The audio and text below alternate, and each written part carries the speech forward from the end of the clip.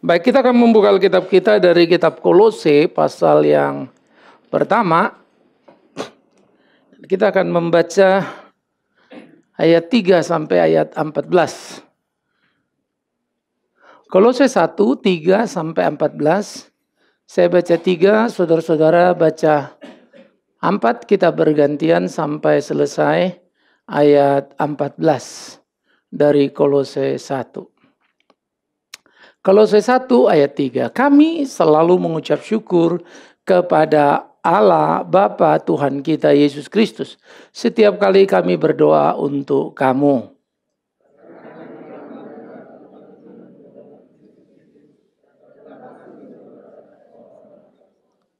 Oleh karena pengharapan yang disediakan bagi kamu, tentang pengharapan itu telah lebih dulu kamu dengar dalam firman kebenaran, yaitu Injil.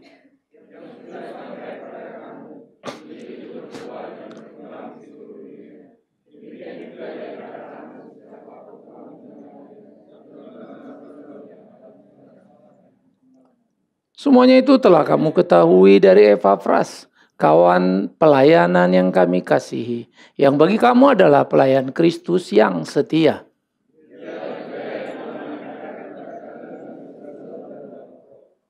Sebab itu sejak waktu kami mendengarnya, kami tiada berhenti-henti berdoa untuk kamu. Kami meminta supaya kamu menerima segala hikmat dan pengertian yang benar untuk mengetahui kehendak Tuhan dengan sempurna.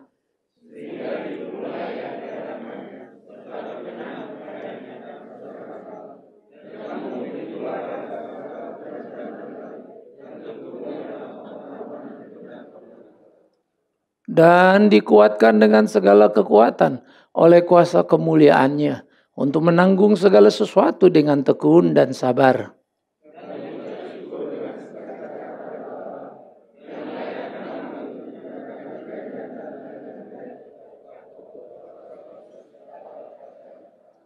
Ia telah melepaskan kita dari kuasa kegelapan dan memindahkan kita ke dalam kerajaan anaknya yang kekasih.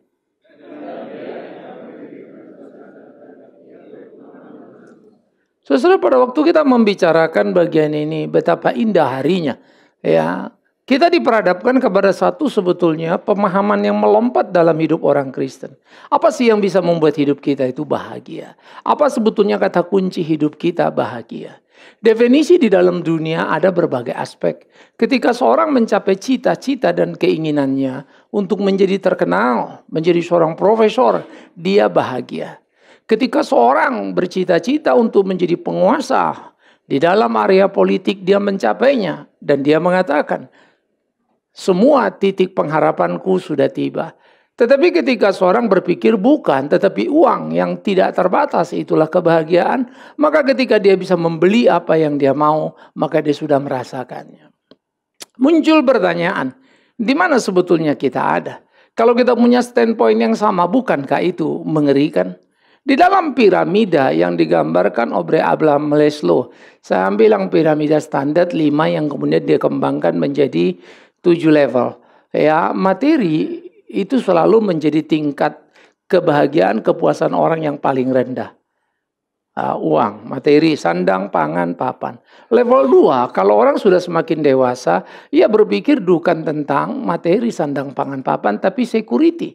Bagaimana satu hidup yang dirasakan aman, tenang, bukan berapa banyak uangnya. Gitu ya. Dia udah mulai sedikit bergeser.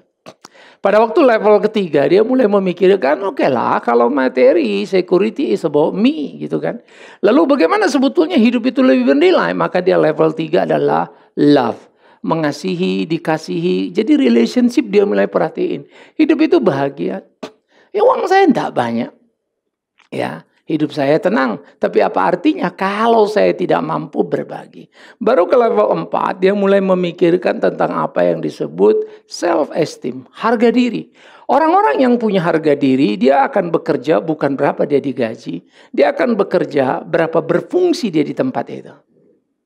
Dia akan bekerja bukan karena dia dihormati, tapi dia akan bekerja untuk membangun kehormatan bagi orang yang dilayaninya. Ini ada satu hal yang luar biasa. Nah, baru yang paling tinggi digambarkan Maslow adalah Self-actualization. Bagaimana orang mengaktualisasi diri sepenuhnya.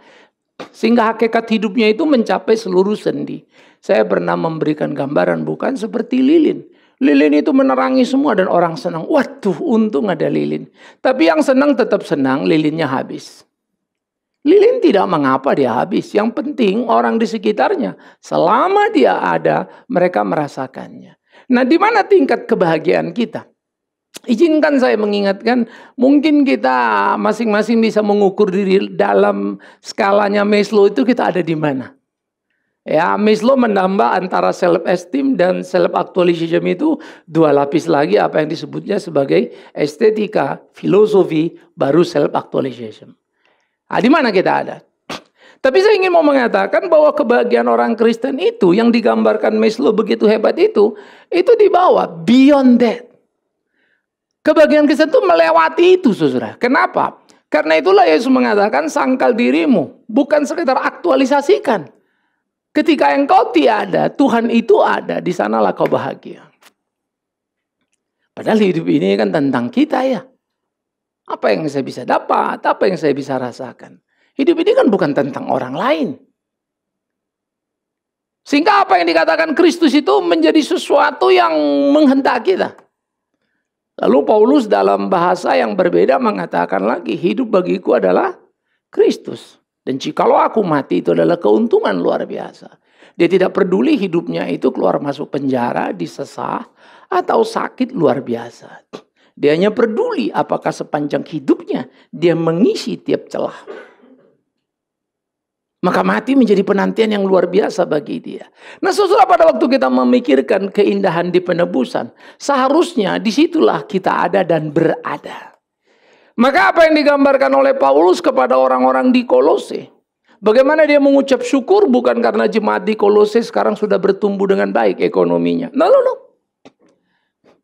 Dia sedang bersyukur kepada Tuhan bukan karena jemaat di Kolose itu mengirimkan sumbangan kepada dia. Tidak.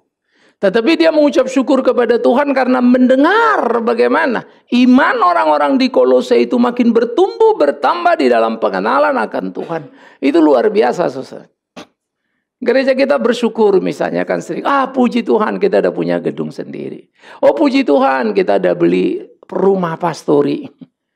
Ya, dalam hal berapa bulan ini harap sudah selesai renovasi bisa ditempati. Oh puji Tuhan cita-cita kita tercapai. No. Kalau itu puji Tuhannya saya kira gawat juga kita. Walaupun tentu saja kita berterima kasih untuk itu. Tapi kalau itu nggak ada emangnya kita nggak memuji Tuhan. Begitu loh. Saya malah khawatir sebetulnya ketika segala sesuatu makin ada dan makin ada kebergantungan pada Tuhan cenderung menurun. Sehingga orang terjebak pada rutinitas. Ya, di ketiadaan seringkali ada damai karena tidak ada yang diperebutkan. Tapi ketika kaya orang ribut karena terlalu banyak yang diperdebatkan. Akhirnya orang sebetulnya udahlah mendingan miskin kagak ada apa-apa yang mau diambil ya. Nah, begitu kaya kamu pada ribut. Jadi bagian-bagian seperti ini mengajak kita untuk betul-betul bukan situasi kondisinya, tetapi bagaimana pengenalan akan Tuhan mewarnai situasi dan kondisi di mana kita hadir. Ya, nah oleh karena itulah apa yang dikatakan oleh Paulus kepada orang-orang di Kolose. Bagaimana pengharapan yang disediakan bagi kamu di surga dan dalam pengharapan itu, ya, kamu dengar dalam firman yang sudah sampai pada kamu. Injil berbuah dan berkembang di seluruh dunia. Ya, demikian juga di antara kamu sejak waktu kamu mendengarnya dan mengenal kasih karunia dengan sebenarnya. Kalimat ini menjadi sangat menarik. Bagaimana kalian mengenal kasih karunia itu dengan sebenarnya? Penebusan itu dengan sebenarnya. Saudara, ini beda ya. Saya selalu berharap kita sebagai jemaat terus bertumbuh dan bertambah. Ya, tiap kali ada kelas PA, saya akan berusaha memperhatikan setiap statement dan apa ucapan-ucapan. Saya bisa mengerti di level itu orang itu benar. Saya paham itu. Ya, tetapi saya memang mengajak orang berpikir lebih. Kamu lihat di sini, lihat nggak 3 slice di balik ini? Saya berdoa satu waktu saya mati nanti, banyak orang bisa menangkap ide dan pikiran itu, menggali Alkitab itu dengan demikian mendalamnya. Sehingga berapa kelas PA saya tidak merasa beban. Berapa kitab dalam 1 bulan yang saya mesti bahas, saya tidak rasa pusing, saya rasa itu blessing. Ya, terus menggarap, mengerjakan. Ya, ada beberapa kitab yang sudah kedua atau ketiga, tetapi saya menemukan satu lagi, iya, ini begini ya, dan seterusnya. Nah, oleh karena itu di dalam bagian ini saya mau katakan adalah tidak akan mungkin ada satu kebahagiaan yang kamu pahami sepenuhnya, ya, yang akan terus berbuah jikalau tidak. Pertama, ada 3 tahap, meneliti. Bagaimana sebetulnya waktu kita diberitakan Injil itu, kita membacanya dan menelitinya. Mungkin semua kita punya waktu saat teduh, bagus. Kalian beli buku A, buku B, buku C, bagus. Tapi kalau kita mau jujur, apakah kita pernah meneliti bagian itu dengan baik-baik? Seringkali iman kita adalah apa yang dikhotbahkan pendeta, kita dengar dan itulah jadi iman kita. Jadi bukan personal relationship with God-nya itu. Jadi bukan satu hubungan yang bersifat personal. Padahal ini yang penting. Gak penting khotbah Bikman Sirait itu apa sebetulnya. Tapi penting persekutuan kalian Tuhan dengan Tuhan itu bagaimana sebetulnya. Ya. Ketika saya menonton YouTube Zakir Naik karena saya mau mengulas tentang dia, ya, lalu pada waktu saya lihat, saya terenyak, ya, terlalu sederhana kalimatnya itu, terlalu mudah mematahkannya. Nah, saya juga suka lagi hanya lihat-lihat debat-debat, saya geleng-geleng. Bagaimana mungkin orang Kristen bisa sebodoh itu? Tetapi kemudian saya mulai belajar lalu bilang, iya. Karena kita seringkali meyakini apa yang tidak pernah kita teliti. Kenapa gitu? Ya karena gitu. Yesus penebus. Oh Yesus penebus. Yesus hebat. Yesus mujizat. Yesus luar biasa. Ya semua kita diskusinya begitu. Lalu kita paksakan orang yang gak tahu Yesus itu untuk percaya pada dia yang hebat itu. Menurut kita. Orang meneliti akan mengetahui satu konstruksi. Paham dia. Sehingga kalau dia bilang A, argumennya apa? Kalau dia bilang B, argumennya apa? Saya kasih contoh lebih lanjut ya. Kemarin di PA saya sempat bahas. Seorang berkata, sesudah pendeta bicara lalu dia bicara. Pak Pendeta, Anda mengatakan Yesus Mesias anak Allah, maka dia adalah Allah. Saya nggak mau bicara dari Al-Quran atau dari kitab lain. Saya mau bicara dari Alkitab. Ya, lalu tolong you baca. Nah, dibacalah khotbah di bukit. Berbahagialah mereka yang membawa damai karena mereka akan disebut anak-anak Allah. Jadi, semua kita karena kita adalah anak Allah, maka kita Allah sama seperti Yesus, bukan? Jadi banyak sekali Allah. Oh lain itu lain. Kalau kita tidak pernah dinubuatkan lahir kita. Yang dinubuatkan itu Yesus, dia beda sama sekali. Saya pikir-pikir nih orang ditanyanya apa, kalau jawabnya apa. Ya. Dia lupa mungkin, tapi untung juga itu Pak Haji, Pak Ustadz itu nggak tahu juga semuanya Alkitab ya. Kalau nggak ditelanjangi mati nggak itu? Karena Yohanes Pembaptis juga dinubuatkan lahirnya. Ya saya berteriak tentang dia, Elia menggambarkan dia. Apa nggak skakmat itu? Padahal kalau dia meneliti dengan baik-baik, dia akan tahu Yesus Kristus bukan anak-anak Allah. Yesus Kristus anak Allah, the only one. Anak tunggal Allah. Belum ada Alkitab mengatakan kita anak tunggal Allah. Rasul anak tunggal Allah. Bentuk tunggal dan majemuk itu, kalau kita belajar baik-baik, dengan mudah kita melihatnya. Itu sebab Yohanes pasal 3 itu dengan tegas, anak tunggal. The only one. Kita anak-anak. Akhirnya kemudian ya terjadilah debat Pak. Ya susah ya. Mau debatnya cuman keyakinan sih. Orang kita tanya ininya nggak bisa jawab dan seterusnya lah. Tapi maafkan saya kalau saya bilang tadi, ya ampun, yang beginian ini jadi debat, terus konyol. Sehingga seakan-akan Injil itu tidak bernilai. Kekristenan itu seakan-akan jadi lemahnya luar biasa. Ya. Miris susah. Oleh karena itu kita belajar mesti meneliti untuk mengetahui. Jangan mengetahui hanya karena mendengar kata pendeta, khotbah Pak Pendeta. Jadi jangan kalian puas karena dengar khotbah saya atau kelas ikut PA saya. Kalian juga harus teliti dengan bahasa kalian. Supaya kalau orang bertanya kalian juga bisa menjawab kenapa begitu. Karena kalau ajaran saya yang saudara sekedar dengar lalu saudara amin misalnya ya. Pas ditanya, saya kan kalau ditanya bisa jawab karena saya teliti misalnya. Saudara cuma dengar dari saya, begitu ditanya kan nggak bisa jawab. Kenapa begitu ya? Apa Bigman? Baru nelpon lagi kan. Ini lagi debat. Gimana ya? Saya sering kali marah sama orang-orang tertentu yang masih kelas-kelas PA saya. Saya bilang ini saya udah jelasin di kelas PA kapan. Sekarang kamu tanya lagi debat. Nanti kalau debat kelihatannya dia hebat karena dia bisa jawab yang lainnya. Padahal dia WhatsApp saya terus-terus capek juga saya jawabnya. Saya bilang kebiasaan gini ya boleh. Ya. Harusnya kamu malu. Kita tidak pernah diskusi itu. Dan ini bukan level yang tinggi. Ayo kita mengenal Tuhan dengan baik. Karena bagaimana engkau bisa mengatakan betapa indah harinya keindahan di penembusan. Kamu tidak ngerti secara detail apa itu kok. Kita kan cinta mama kita kan. Karena hubungan personal kita. Bagaimana kita mau cinta mak kita yang waktu kita lahir baru umur setahun 2 tahun dikasihkan ke opungnya. Mak bapaknya pergi merantau. Entah kemana.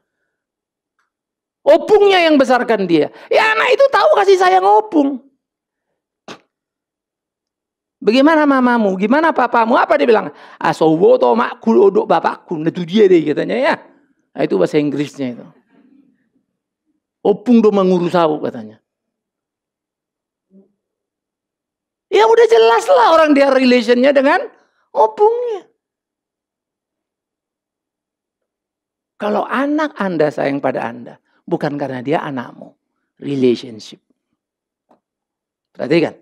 Jikalau anakmu sayang padamu, bukan karena dia anakmu. Relationship. Oleh karena itu ya, kita dengan Tuhan itu mesti mempunyai itu. Tetapi bagaimana itu ada kalau kita tidak meneliti, mengetahui, dan akhirnya kita mesti menghidupinya. Persekutuan kita dengan dia. Saya terus coba memahami para rasul ini yang saya suka bilang sama kalian, bukan? Rasul ini gila-gila semua ini, mania penderitaan. Suka banget. Tersenyum di penjara. Menangis, tertawa di aniaya. Iya apa-apaan ini orang. Bahagia di dalam derita. Baca terus. Lama-lama akhirnya makin kita ngerti sebetulnya sih saya makin malu. Akhirnya saya sadar level saya terlalu jauh dari mereka. Ya, baru lihat lagi, pikir lagi. Mestinya begitu sih. Maka keindahan hari penebusan itu baru dapat kita tangkap dengan jeli. Kita menghidupi itu dan dihidupi oleh itu bagaimana kita menjalankan hari-hari kita. Ya.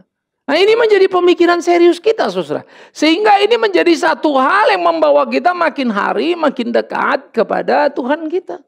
Bagaimana kemudian Injil itu ada di dalam diri kita, berbuah dan berkembang kepada sekitar kita. Karena gak mungkin Injil itu berhenti di dalam diri kita. Dorongannya terlalu kuat. Mana mungkin kalian pasif nunggu emak minta dulu kan, baru kau kasih. Kalau kau cinta pada mamamu dan relationshipmu bagus. Maka kita beride, berkreasi, mulai pikir. Apa yang saya mesti bikinnya supaya papa bahagia, mama bahagia. Kita yang berpikir itu kan. Bukan dia minta loh. Kalau sampai dia minta baru kamu kasih, saya tahu betul relasimu dengan orang tuamu. Apalagi kau kasih kau bangga. Aku yang ngasih itu sama emakku. Gila kau hitung itu. Emakmu itu yang nyusuin kau dari kecil. Emang kamu pikir kamu bisa besar kalau bukan mamamu yang besarkan kamu? Betul dong. Anak kurang ajar kalau dia berhitung apa yang dilakukannya pada orang tuanya. Tapi anak yang penuh cinta, jikalau dia melakukan tanpa permintaan orang tua, sampai one day orang tua, aduh anak luar biasa. Disitulah kebahagiaan orang tua. Bukan benda apa yang dikasih, kepedulian apa yang dilakoni. Begitu kita dengan Tuhan, itu baru kita sama bapak emak kita ya. Apalagi kita dengan Tuhan. Yang bukan saja menyusui dan memberi kita hidup itu. Memindahkan kita dari neraka ke surga itu saudaraku.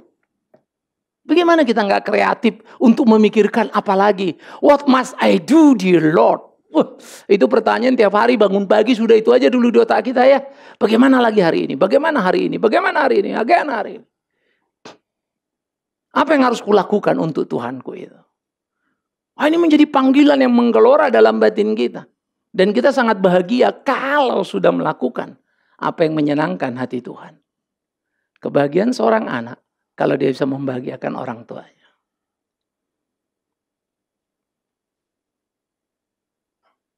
Ini penting. Nah, oleh karena itu saudara, meneliti, mengetahui, dan menghidupi penebusan Kristus. Itu menjadi kata kunci yang penting. Yang harus kita gali dan kita pahami. Yang harus kita gali dan kita pelajari sepenuhnya di dalam hidup kita. Bagaimana menggarap itu? Sementara Paulus reaksinya menarik, ayat 9 dikatakannya apa? Sebab itu sejak waktu kami mendengar orang Kolose makin bertumbuh dalam iman itu. Kami tiada henti-henti berdoa untuk kami. Kami minta supaya kamu menerima segala hikmat dan pengertian yang benar untuk mengetahui kehendak Tuhan dengan sempurna. Ya. Saya cemburu dengan Paulus. Saya mendirikan sekolah. Saya bersyukur melihat banyak anak-anak kita pintar jadi sarjana. Tapi saya juga harus jujur. Saya masih terus berdoa dan berharap menemukan satu orang yang memahami cinta kasih Tuhan.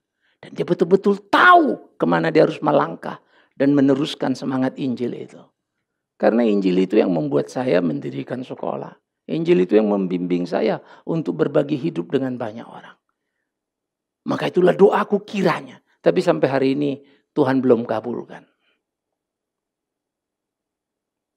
Jadi buat saya, anaknya udah sarjana sekian.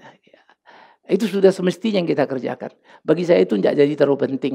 Karena itu saya masih merasa dan sering bilang sama kawan-kawan, saya masih fail. Belum bisa menanamkan. Kadang-kala saya jujur saja berpikir, dari Jakarta pindah mau tinggal Kalimantan, tinggal di Papua saja sudah. Kecuali terus ini anak-anak. Tapi satu sisi saya juga mesti di sini karena mesti jaga networking. Jadi kayak si malakama. Nah, kemarin kita pertemuan saudara, lalu satu orang cerita. Ya, ketika kita mengamati situasi yang ada, Pak, anak saya di sekolah internasional.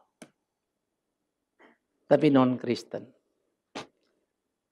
Di rumah kami itu, mama saya, kami ahoker semua nih Pak. Jadi semua itu saat rumah itu kompak pakai kotak-kotak. Ini anak adik saya pulang. Baru kelas 2 SD. Ngomong sama omanya. Oma itu kok pilih Ahok sih? Terus omanya, ya bagus. Kan gini, ngono yang ngomong lah omanya. Oh, oma gak boleh, itu kan kafir. Ahok kan kafir. How can? Utak-atik dari mana kamu ngomong? Tahu dari mana? Diajarin di sekolah. Internasional. Jangan bilang sekolah yang di kampung-kampung itu lagi. Kita sedang menghadapi dilema yang sangat susah. Kadang-kadang ada satu titik ya. Makin saya banyak tahu, makin saya gelisah. Tubuh saya pula gak kuat ngikutin lagi. Ya, saya itu jadi beban pikiran. Karena saya ingat Loyola mengatakan kalimat yang hebat sekali memang. Pada waktu terjadi konfrontasi Protestan Katolik. Hei Katolik, berikan aku anakmu usia 5 tahun. Dia akan kujadikan Katolik sejati. Karena Loyola akan mengindoktrinasi. Loyola berhasil besar. Sekarang kita mengenal Katolik yang paling militan namanya Jesuit. Itu didirikan oleh Loyola. Pemikir-pemikir Katolik yang tajam. Bagaimana dengan orang Kristen? Orang Kristen sangat menyadari besarnya kasih karunia Tuhan. Jadi biarlah Tuhan yang besar itu bekerja sendiri. Dia tidak perlu kita melakukan apapun. Miris ya. Orang ini menurut kita dia nggak tahu Yesus juru selamat dan seterusnya. Tapi militansinya lebih besar. Kita tahu, tapi di mana militansi kita? Betapa indah harinya. Iyakah? Betulkah? Nah karena itulah saudaraku yang dikasihi oleh Tuhan Yesus Kristus. Kebahagiaan Paulus itu menjadi kecemburuan bagi saya sebagai seorang hamba Tuhan. Saya punya murid sekolah minggu, ada yang di Singapura, saya pernah cerita sama kalian, ketemu sana, ketemu sih. Wah, bagus-bagus posisinya. Carrier mereka, ya seneng anak sekolah minggu kita dulu gitu ya. Tapi saya harus mengatakan tadi, belum ketemu satu yang betul-betul menemukan pemahaman itu. Beberapa anak sekolah minggu saya ada yang sekolah pendeta dan jadi pendeta. Mula-mula bagus, lama-lama terjebak rutinitas gereja.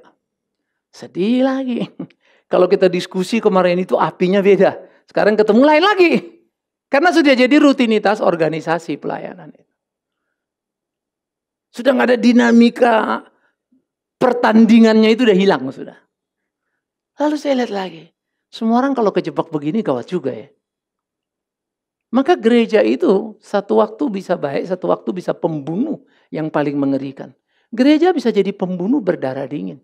Karena memotong kita tanpa kita sadari. Kita tidak lagi punya greget iman yang solid. Karena kita hanya berdoa dan memohon pada Tuhan, tolong. Mujizat, kaya miskin jadi kaya, sakit sembuh. Udah itu aja doa kita. Sudah dipotong, kita sudah mati di dalam gereja. Tersayat sudah. Maka saya harap setiap kali ke gereja kalian pulang gelisahlah. Bukan gelisah terus bilang, iya Pak saya gelisah kenapa? Tahu Pak kunci mobil saya tadi kayaknya ketinggalan di mobil. Ya kalau itu gak usah gelisah lah itu. Bukan itu yang mau aku omongin. Tapi gelisah, aduh iya, kok aku cuma lakukan 2, mestinya 5 loh. Iya Tuhan kasih aku potensi 10, baru lakukan 2. Waduh ini mesti gini, ini mesti gini. Iya hidupku ini kadang-kadang omonganku hari ini A, besok bisa jadi B. Aduh iya ya, aku ini bergaul sama kawan-kawanku, kalau aku ngomong semua orang langsung ngomong. Kalau dengar dia ngomong, sale, maksudnya apa? Diskon 80%. Maksudnya apa? Cukup kau percaya 20%. 80 itu omong kosong. Saya pernah satu pendeta susah. Jadi adik kelasnya ini datang berkunjung ke sekolah kita yang di Kalimantan. Ngomong-ngomong tuh saya panggil, kau dulu kan satu alumni sama si Anu. Iya. Aku dengar kesaksiannya begini, aku bingung jujur saja nih. Gimana sebetulnya? Langsung dia ngomong, Bang kalau dia ngomong mah diskon 90 Bang. Dia ceritakan, di kampus aja kita yang tahu nih Bang. Peristiwanya apa, dia berani lo kesaksian di depan. Udah jadi mainframe formatnya itu. Ya. Ya, ada yang model kayak dia ini banyak yang apa itu namanya di DPR ya. Yang bisa kita bilang, nalar ini kemana sih? Rasanya kemana sih? Kok bisa hilang gitu loh. Sekarang kita balikkan itu diri kita. Tiap hari kita dengar Injil itu. Masa you gak gelisah sih? Tuhan kan gak suka itu ya. Kok gelisah?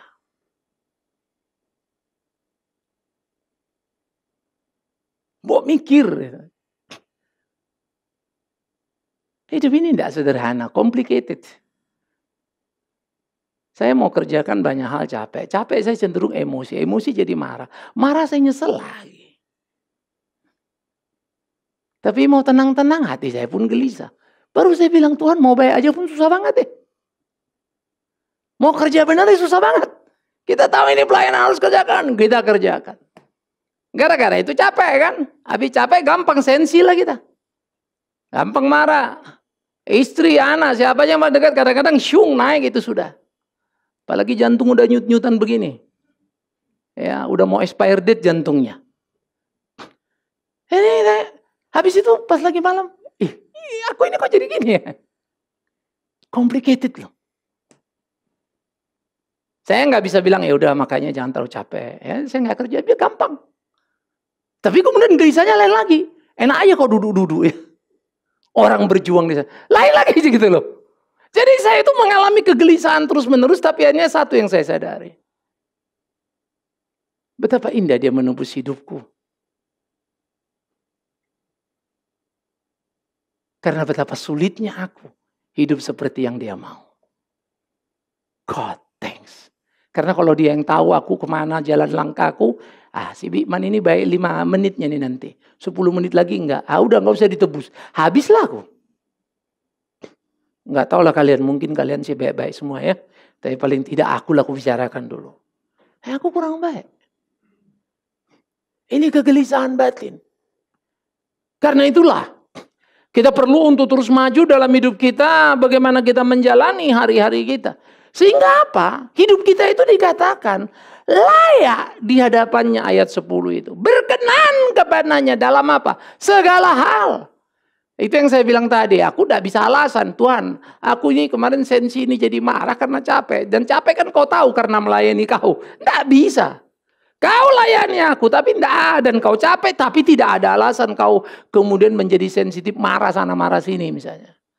Kalau marah yang benar masih oke. Kalau marah kebelingar emosi kan jadi babak belur, nyampur semuanya. Ya.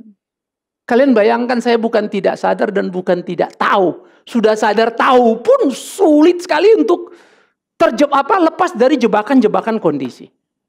Karena capek kan bukan by setting. Sensi kita bukan by setting. Belum lagi capek fisiknya, capek hatinya meledak lah. Saya paling jengkel kalau orang sudah tahu apa yang kita kerjakan, mau mengurus banyak orang. Iya kemarin gini, wah saya ngamuk tuh dah. Jangan bicara kemarin, kita mau kerjakan hari ini yang mesti kita kerjakan. Kemarin ini mestinya plan. Apa enggak malu kamu ngomong hari ini? Kemarin gini, kemarin. Jangan jelaskan kebodohanmu. Cuma satu kata untuk itu. Minta maaf dan jangan ulangi. Nah, jadi ini kondisinya ngamuk lagi kan gitu ya. Bener.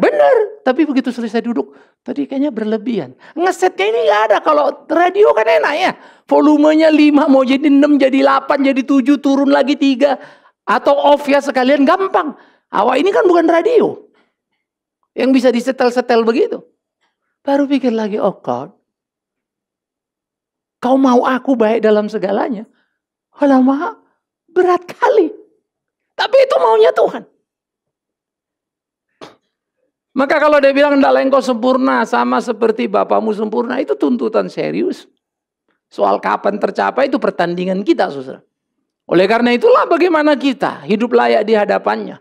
Memberi buah dalam segala pekerjaan yang baik. Bertumbuh dalam pengetahuan yang benar akan Allah. Kalian bukan pendeta, tapi jangan pikir kalian baru berpengetahuan benar akan Allah kalau jadi pendeta. Tidak. Semua kita kompetisi. Banyak pendeta berpengetahuan pun salah akan Alkitab. Banyak pendeta yang mau jadi pendeta karena sudah nggak ada alternatif karir lainnya. Banyak orang mau jadi pendeta karena fasih lidahnya. Dan banyak orang jadi pendeta karena ngelihat model yang lain-lainnya. Enak lo jadi pendeta. Saya tahu banyak WL yang ngomong aja masih ngaco secara doktrinal. Tahu-tahu jadi pendeta, ya tambah kacau lagi. Karena cuma pintar ngomong. Saya selalu bilang, kalian kenapa sih enggak? Beranilah kau belajar. Satu jenderal, karena saya dekat. Saya bilang, Pak sorry ya, you dekat sama saya boleh ngomong. You mau maju Pak. Ini saya tunjukin ya orang-orang ini. You belajarin teologi Pak. Malah saya bilang, sediain waktu dah, you ikut kelas kita PA. Saya nanti sambil ngomong, kalau Bapak mau khotbah, Bapak tanya saya silakan. Tapi keterkenalannya jauh lebih cepat daripada mau belajarnya. Udah terus sibuk lah. Jadi kadang-kadang ini orang baik sebetulnya. Siapa yang ngerusak dia? Gereja. Gak ada waktu kayaknya Senin ketemu Senin itu bisa-bisa udah lebih sibuk dari aku itu. Dan orang bangga dengan kesibukan itu. Sedih kadang-kadang. Tapi saya bilang tadi hatinya baik. Tapi gak ada yang ingatkan. Saya coba dia ingatkan. Dia terima. Tapi kemudian undangan khotbah itu seakan-akan lebih tinggi harkatnya yang harus dipenuhi. Tak gampangnya. Kalian tahu pendeta itu godaannya yang paling susah apa? Bukan cari undangan khotbah. Menolaknya. Memenuhi undangan khotbah itu paling gampang itu. Waktu kosong, yes. Amplop soalnya itu kan. Makin banyak panggilan, makin haleluya kita. Berkat Tuhan melimpahkan begitu. Yang susah itu bilang no. Karena saya mesti siapin ini dulu. Apalagi kalau pilihannya ini dapat uang kita lepas. Yang ini nggak keluar. Yang ini keluar uang malah kita pilih. Kan makin rugi kita. Ya kita mesti belajar hati-hati. Memilah dan mengetahuinya. Oleh karena itulah. kebahagiaan, keindahan penebusan yang membuat kita merasakan kebahagiaan yang luar biasa. Membuat kita terus berpacu dalam hidup layak di hadapannya, berkenan padanya dalam segala hal.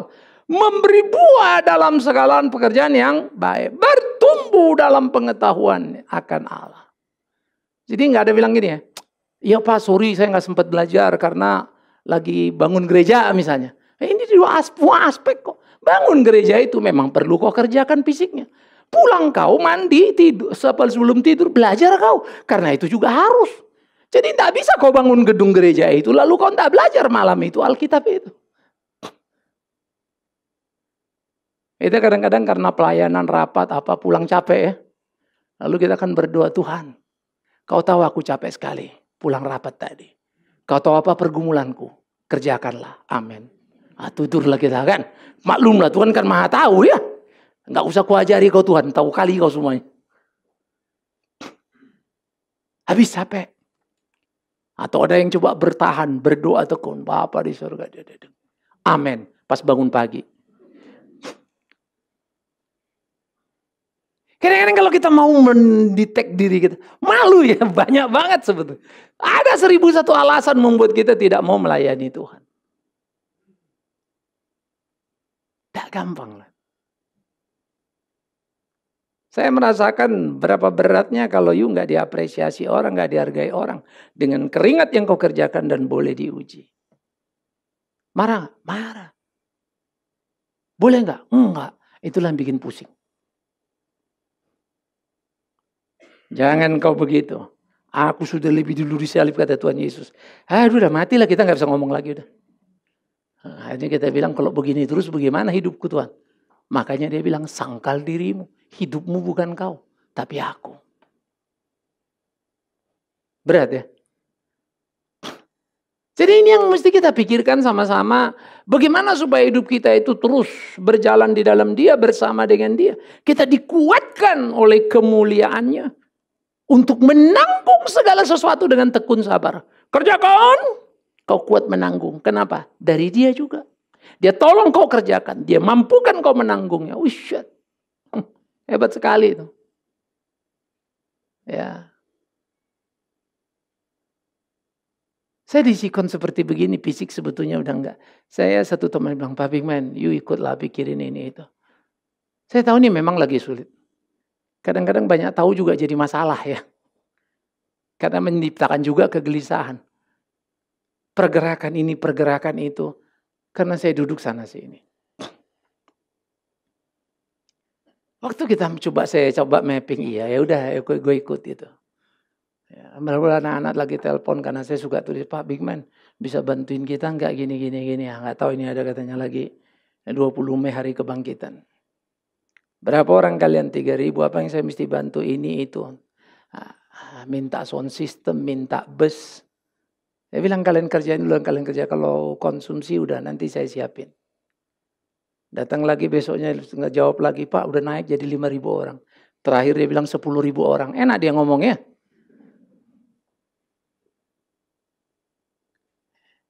Saya bersyukur punya pergaulan. Ini anak-anak mau turun segini. Lu siapin roti bisa nggak? Telepon satu, lu siapin minuman bisa? Siap Pak. Udah amproling ketemu lu kotakin dia orang ntar gue suruh ambil. Saya kan gampang cuci tangan nih. Ngapain capek lah. Saya kan punya alasan. Dan saya memang berulang fisik saya ini tidak memadai gini. Jadi kalian kerjakan di lapangan ya, tapi saya support. Saya juga nggak mau lepas. Pantang bagi saya minta uang kepada orang. Tapi pantang bagi saya berhenti menolong orang. Sekalipun harus meminta pada yang lainnya. Ya. Nah, jadi di dalam bagian seperti ini, ini 2 tahun ini bakal, saya juga nggak tahu ini energi ekstra nih. Ini 2 tahun ini titik kita berat sekali. Ya. Karena isu kesenjangan sekarang sudah makin dipertajam secara gila. Terbuka.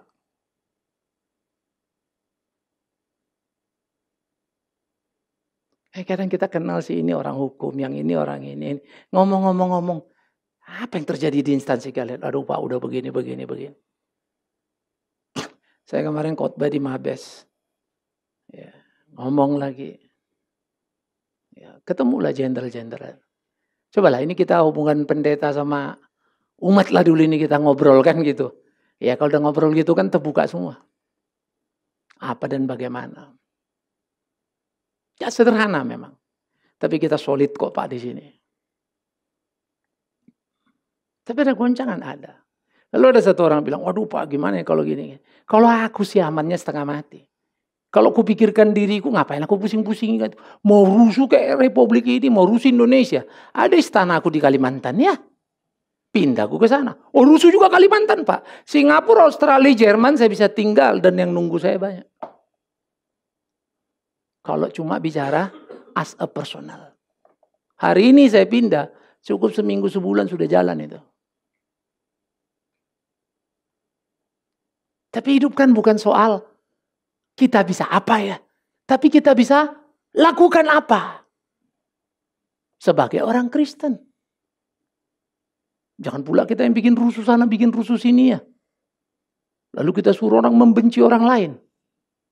Seperti banyak orang Kristen, dasar agama ini teroris. Saya marahin itu.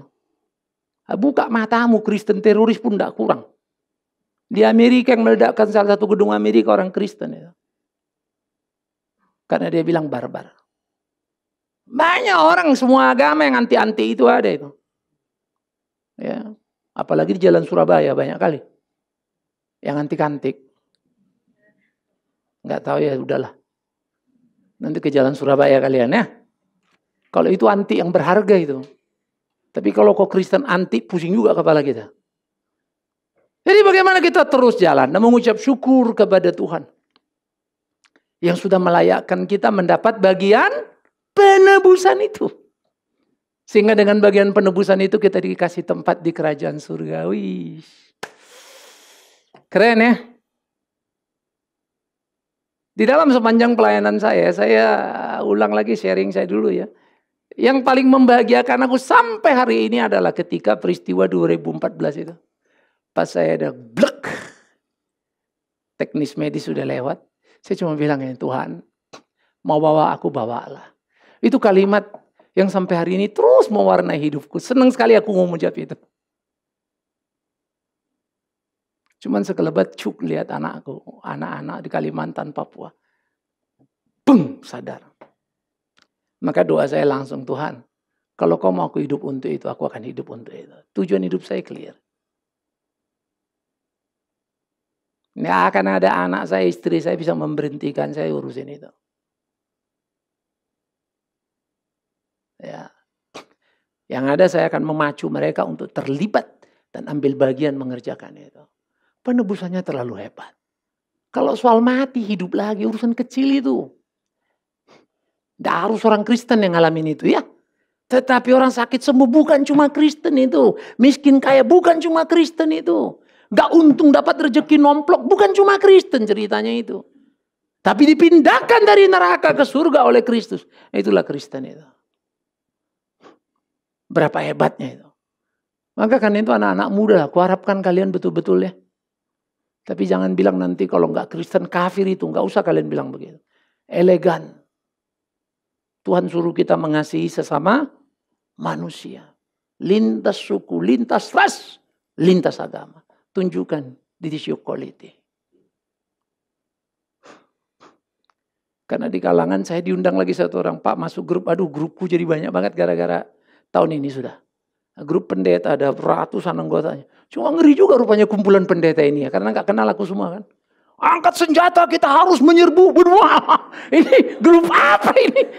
Kaget tawa grup pendeta ini. Jadi Manado apa ya? Memang aku dapat langsung informasi. Cuma saya bilang, waduh, saya bilang sama yang invite kan, waduh ngeri juga ini kalau begini cara berpikirnya. Karena dulu pun ada yang undang saya bilang, Pak Bigman, you kan banyak kenal orang, iya, tahu kan gini, iya. Kita bikin lah EPK kata. Apa itu? Front Pembela Kristen. Bah, aduh, kau lah yang bikin itu. Loh hari ini saya maaf ya teman sama preman-preman Medan yang masih kawanku dulu. Kalau aku datang ngadu, dipukulin orang aku, udah turun itu mereka semua. Mereka sayang sama aku karena aku bajingan yang jadi pendeta kan. Dia bilang jadi ada yang doakan kami man. Kau yang doa situ, aku yang mukul-mukul lah itu katanya kan. Tapi kemudian kalau kita pikir-pikir ya, gila ya. Akhirnya saya ada di situ pasif ya bacain aja. Masukin tulisan saya sekali, nggak mau satu kali pun saya komen. Serem ya. Sampai saya nggak tahu lagi grup itu bedanya grup preman sama pendeta. Cuma beda doanya doang. Yang ini marah-marah pakai doa dulu, yang ini marah-marah nggak pakai doa langsung deh. Nah oleh karena itu saudara-saudara, ayo kita bersyukur pada kasih Tuhan. Yang sudah melepaskan kita, memindahkan kita ke dalam kerajaan anaknya yang kekasih. Di dalam dia kita memiliki penebusan kita yaitu pengampunan dosa. Betapa indah harinya. Waduh. Saya pikir lagu ini standar nanti tiap masih. Sekali lagi masih ya sebelum hari H nanti kita nyanyi. Lagu standarnya dinyanyiin saja ya. Mau ngantar firman. Supaya semua orang. Trilogi nanti tolong Pak. Ada Julius ini ada si Niko. Tiap kali trilogi lagu yang mau kita angkat dinyanyiin tiap minggu. Tiap mau khotbah itu jadi pengantar firman saja. Ya dinyanyikan supaya semua orang di-remind terus. Nanti kan pas nanti di sana kita nyanyikan variasi. Ada yang nyanyi apa namanya? Mungkin bahasanya beda, bikin paduan suara. Keren lah ya. Ini anak saya yang paling gede ini belum bertobat soalnya ini. Ya, sudah diutus Tuhan dia sebetulnya sekolah musik. Dia bisa bikin musik yang bagus-bagus untuk dia. Belum untuk bapaknya. Bapaknya udah mulai lah ya dikit-dikit ya. Saya bilang lu bikin gereja lah, hidup lu untuk apa? Tuhan bikin kerjakan. Kita mati jejak kita jelas. Ya. Saya kemarin kirim kalian NKRI kan. Kasih tahu anak-anak. Nah, kalian coba bergerak. Bikin NKRI harga mati. Saya kasih teks. Anak-anak syuting syuk jadi. Saya rasa berapa backgroundnya apa kurang pas. Tapi idenya mereka itu bikin itu keren. Ya, nanti saya lagi mau bikin lagi Pancasila. Ya. Mereka pernah bikin cerita Filia 15 menit. Sampai saya nangis loh. Akhirnya saya kasih lagi handycam. Saya tanya orang siapa. Akhirnya mereka punya 2 handycam sekarang. Ada laptop untuk editing. Mereka kerjakan. Something yang bernilai. Kalau kakaknya di Jakarta kan si Yunus kan. Yunus juga kerjakan. Dia mau jadi caleg. Nah, foto dia yang muncul kan. Inilah Indonesia. Ya ada dia di belakangnya. Apa hubungan kawan ini sama Indonesia ya? Aku aja nggak pernah dibikinnya begitu. Kurang ajar juga. Tingkat awak, tingkat dimensi man Kristen aja kan. Ya. Tapi dia langsung muncul. Ayo semua bangun. Kerja itu bukan lagi tentang saya dapat apa, saya bisa apa. Saya bisa melakukan apa untuk Tuhan. Maka yang muda-muda ya, saya harap semangat kalian tinggi ya. Pecut diri kalian. Gairahkan diri kalian. Tapi bapak-bapak, ibu-ibu yang tua-tua juga jangan cuma diam. Support anak kita, dukung mereka supaya maju. Ya, supaya mereka menyala-nyala, berkobar-kobar. Maka banyak aspek yang akan bisa kita lakukan. Ya. Kerjakan.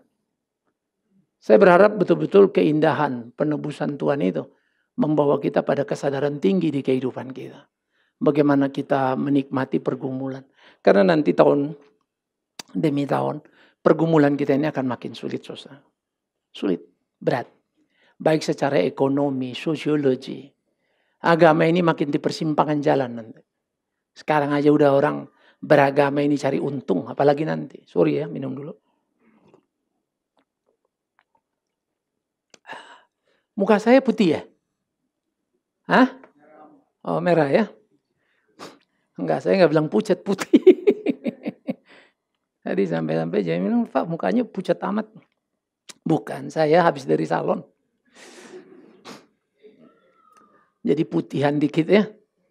Tapi saya bersyukurlah sering pucat lalu orang lihat, Bapak makin bule lah. Oke saudara ya, jadi kita belajar, kita perhatikan ya. Jadi Dalam menyongsong trilogi ini, biarlah itu menyemangati kita. Dan pulang, pikirkanlah, adakah aku merasakan keindahan penebusanku dan aku berbahagia karenanya? Dan jikalau iya, pasti akan kukerjakan apa maunya. Jikalau bukan, patut aku bertanya, di mana aku ada? Di persimpangan jalan ini. Tolong aku ya Tuhanku. What must I do, dear Lord? Amin.